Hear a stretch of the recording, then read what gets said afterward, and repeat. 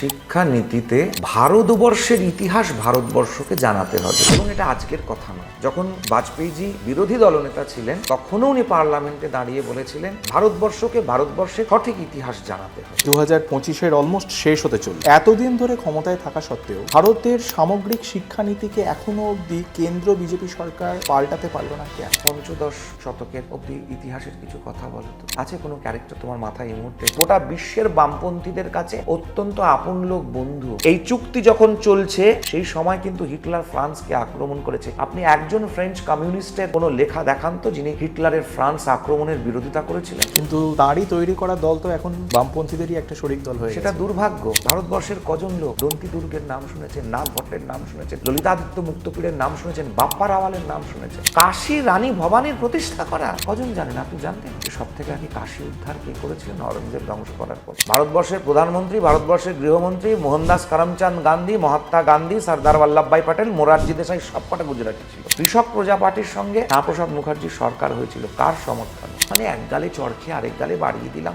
আসো চরমারও নয়। বাঙালি মানে বাঘা যতীন, যতীন্দ্রনাথ মুখোপাধ্যায়। পেছনে লেনিন, মার্কস, স্টালিনের ছবি নিয়ে রাখা communist party of India marxist বাঙালিদেরকে যে স্টালিন হত্যা করেছিল, কেন করেছিল?